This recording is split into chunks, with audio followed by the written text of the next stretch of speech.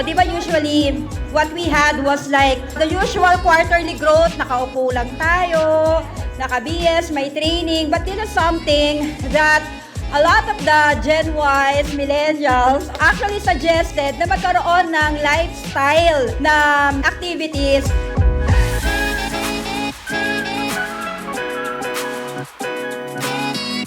We are USANA Associates. Of course, we fly high. This afternoon, gusto natin hindi lang tayo basta maka-experience ng flight, but of course, our downlines. Walang kwenta yung growth natin kung tayo lang yung nag-grow.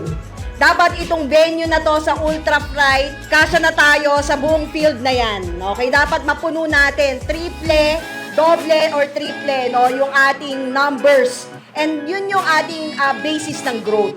Thank you, USANA, for making us a pilot for a day!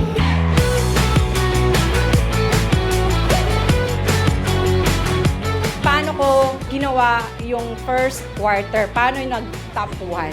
Mag-set tayo ng clear goals. Kailangan natin yan sa negosyo natin. Define your income goals, both short-term and long-term. So, stay consistent and persistent. Stay committed to your goals. Pag sinabi kong kukunin ko. Sobrang saya maging pilot for a day. Second time ko to, pero syempre, iba talaga kapag bigay ng USANA yung experience. Grabe, sa taas pa lang, na-experience ko na sobrang sarap ng feeling na lumilipad. And this will be a great step for us to become the next growth sa Las Vegas.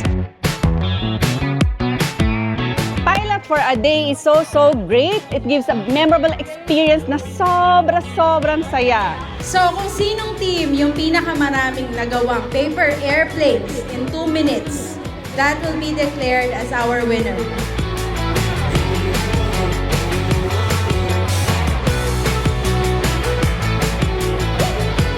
Go for growth! Stronger USANA Pilipinas! See you next quarter!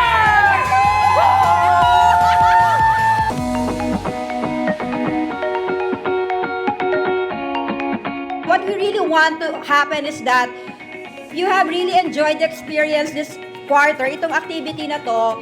Sana next quarter, meron tayong kasama.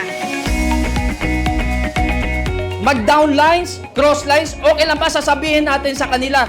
Hindi ka lang pang first quarter, pang second quarter, pang third quarter, fourth quarter. Dapat pang Las Vegas ka. Pwede pa patakpakan natin yung USANA?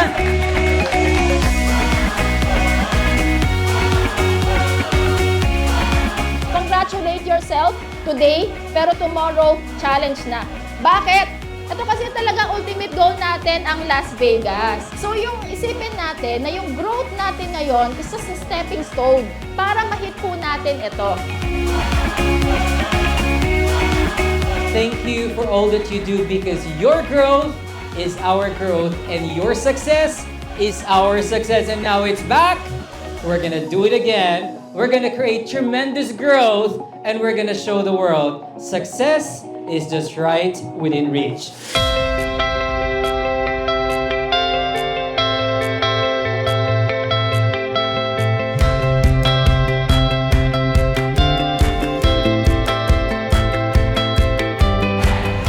Alam nyo guys, grabe, nakakabaliw talaga dun sa taas. Nakatry na ako magsakay ng helicopter pero ito matindi.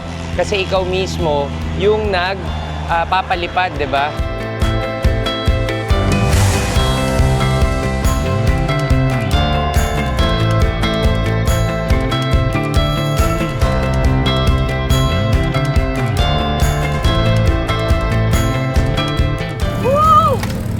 Ang lupit ng experience na to. Thank you, Sana. You're the best! Wow. Being a pilot for a day is really a great experience. Imagine, this is really a childhood dream na tinupad ng USANA. The experience was amazing. Grabe, sa simula parang nakakatakot. But definitely guys, worth the experience. Kaya dapat nandyan ka na next. So tatandaan natin tong group na to. We are all going to see you next quarter, yeah?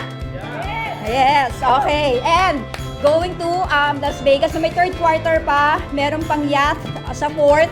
And then ang pinaka-finale natin will be the Las Vegas. So again, congratulations everyone.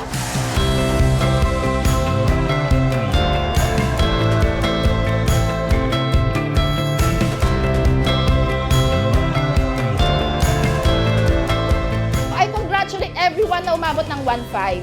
Pero guys, medyo malayo to.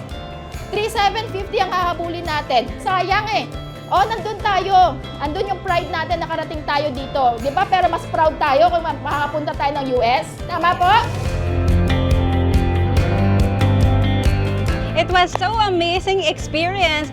For my 28 years of my life, it's my first time to fly a aircraft. Sobrang thankful sa USANA for this experience. Kaya guys, next time wag na wag ka mawawala.